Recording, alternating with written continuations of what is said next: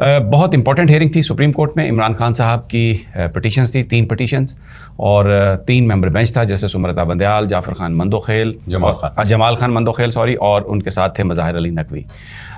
بہت important discussion ہوئی, اور جو سامنے چیز آئی اس میں جو ٹرائل کورٹ کی ججمنٹ ہے اس میں بہت ساری غلطیاں سپریم کورٹ نے وہاں پر بحث کے دوران ان کی نشاندہی ہوئی. لیکن کورٹ نے یہ کہا کہ اس موقع پر جبکہ وہ ہائی کورٹ میں بھی اپیل کل سماعت کے لیے مقرر ہے, تو ہم کوئی آج اپنی رائے کا اظہار نہیں کریں گے. تو کل 2 بجے کا ٹائم فکس کیا. کل صبح اسلام آباد ہائی کورٹ میں عمران خان صاحب کی جو سسپینشن آف وہ ہے سزا, اس کے لیے اپیل ہے. تو اس کے بعد پھر 2 بجے سپریم کورٹ میں. راجہ عامر عباس سے پوچھتے ہیں کہ آج جو کچھ ہوا عدالت میں, کچھ لوگ یہ کہہ رہے ہیں کہ یہ کیس تو ختم ہو چکا اور اب عمران خان صاحب کی بریت جو ہے وہ دنوں کی بات ہے. جی راجہ صاحب. دیکھیے, اگر ہم اس کیس کو آئین و قانون کے حساب سے دیکھتے تو یہ کیس بنتا ہی نہیں تھا, یہ کیس کا ٹرائل ہی نہیں ہو سکتا تھا, اس کیس کو اس انداز میں چلایا ہی نہیں جا سکتا تھا. اور آج جو سپریم کورٹ کی ہیئرنگ تھی اس میں بیسیکلی یہی سوالات لا پوائنٹس سامنے ابھر کے آئے کہ کیا یہ کیس جو سا ہے یہ بنتا تھا, کیا 240 دن گزرنے کے بعد اس کیس کو بھیجا جا سکتا تھا, کیا مجسٹریٹ کو ریفر کیے بغیر ڈائریکٹ کوئی سیشن جج کے پاس کیس جا سکتا تھا, کیا الیکشن کمیشن کا جو سیکرٹری ہے اس کو یہ اختیار تھا کہ وہ اپنے ڈسٹرکٹ کے الیکشن آفیسر کو یہ پاورز ڈیلیگیٹ کرے جبکہ وہ الیکشن کمیشن آف پاکستان کے زمرے میں نہیں آتا تھا. یہ تو ٹیکنیکل پوائنٹس تھے, لیکن سمیع صاحب سب سے اہم پوائنٹ جو سا تھا اس ججمنٹ کے بارے میں, اور جس طریقے سے وہ جج دلاور صاحب نے یہ ججمنٹ دی ہے اس میں یہ بظاہر لگا, آج سپریم کورٹ کی آبزرویشن بھی تھی کہ سپریم کورٹ کے آرڈرز, ہائی کورٹ کے آرڈرز کو انڈرمائن کیا گیا ہے. جج صاحب نے جو ڈائریکشنز ان کو دی گئی تھی اس کو اٹھا کے سائڈ پہ رکھا, اور کیا یہ کہ جو اس کو 12 کے قریب لا پوائنٹس دیے گئے تھے کہ ان پہ تم نے فیصلہ دینا ہے, اس کی جس کو ہم کہتے ہیں ہائی ہیڈڈنس یہ تھی کہ اس نے ان 12 فیصلوں پہ فیصلہ دینے کی بجائے یہ کمال کر دیا کہ جو کہ جسٹس جمال مندوخیل نے اس کیس کا ایک اہم ترین نقطہ اٹھایا کہ جناب انہوں نے رلائے کیا کہ میں اپنے 8 تاریخ کے فیصلے پہ رلائے کرتا ہوں کہ جو میں نے پہلے فیصلہ دیا تھا, یہ جانتے بوجھتے کہ جناب وہ فیصلہ تو ہائی کورٹ نے سیٹ اسائڈ کر دیا ہے, تمہارا وہ فیصلہ تو اٹھا کے انہوں نے ردی کی ٹوکری میں پھینکا دوبارہ بھیجا کہ اب دوبارہ دیا کہ وہ فیصلہ درست نہیں, اور تم ہائی کورٹ کے آرڈرز کو سائڈ پہ رکھتے ہوئے پھر اپنے اس فیصلے پہ جس پہ عدالت بہت برہم تھی. اور یہ سوال جب الیکشن کمیشن آف پاکستان کے وکیل سے پوچھا,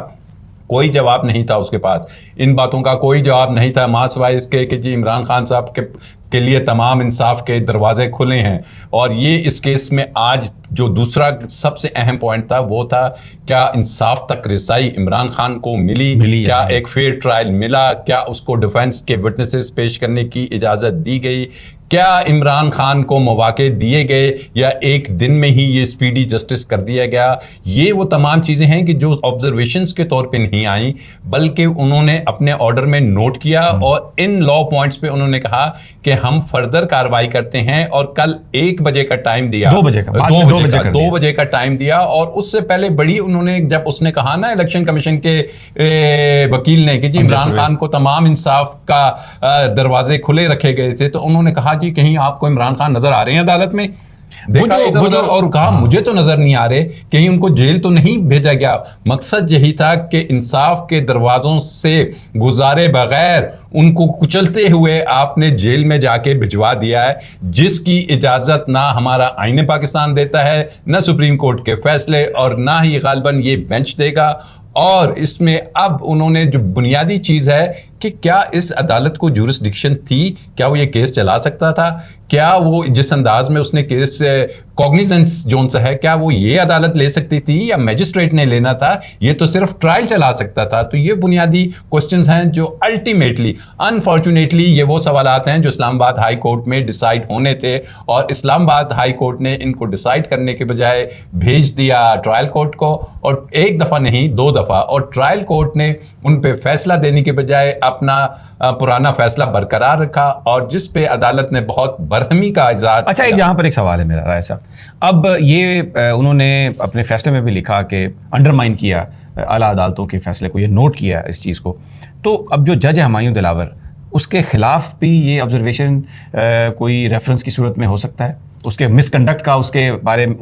کچھ اس کا ہم نے ماضی میں دیکھا ہے کہ ایون ہائی کورٹ کے ججز کے خلاف ریفرنس تک آگے ہیں ان کی ججمنٹس کے اوپر، ہائی کورٹ کے ججز کے خلاف، اور ان کے فیصلوں پہ آبزرویشنز آئی ہیں. اور ایک ٹرائل کورٹ جو کہ نہ صرف سپریم کورٹ، ہائی کورٹ، اور 2 دفعہ اگر وہ اس قسم کے کام کر رہا ہے اور اس نے آرٹیکل 10A کی خلاف ورزی کی ہے، اور بارہا جج صاحب پوچھتے رہے جی کتنے مواقع دیے، ان کا جی ایک دن میں ہم نے 2 دفعہ مواقع دیے، جس پہ ججز حیران اور پریشان تھے کہ یہ کون سے مواقع ہیں کہ جو کہ اور کرمنل کیس میں جو ڈیفینس اپنے وٹنس پیش کرنا چاہ رہا ہے اس کو جج صاحب نے نہیں اجازت دی، تو عمر عطا بندیال صاحب نے اور مظاہر علی نقوی دونوں نے یہ کہا کہ سول کیسز میں تو ایسا ہو جاتا ہے کہ آپ سمجھتے ہیں، عدالت کہتی ہے کہ میں اس گواہ کو ہم نہیں الاؤ کرتے، لیکن کرمنل کیس میں تو جو ڈیفینس کے وٹنسز ہیں، جو گواہ ہیں ڈیفینس کے، وہ تو اس کا حق ہے ملزم کا کہ وہ پیش کرے. بالکل. اس میں سمیع صاحب عدالت اس کی جو ریلیونسی ہے وہ ڈٹرمن ہی نہیں کر سکتی. عدالت کو کیا پتا کہ وہ کیا بولنے آ رہے ہیں. اور عمران خان صاحب کے پرٹیکولر کیس میں ان کے اکاؤنٹنٹ تھے جنہوں نے ان کے ٹیکس کے پیپر بھرے، جو بیسیکلی ساری کنٹروورسی جہاں سے شروع ہوئی. امپورٹنٹ آ جائے گا وہ یہ آئے گا کہ چونکہ اپیل بھی پینڈنگ ہے وہاں پہ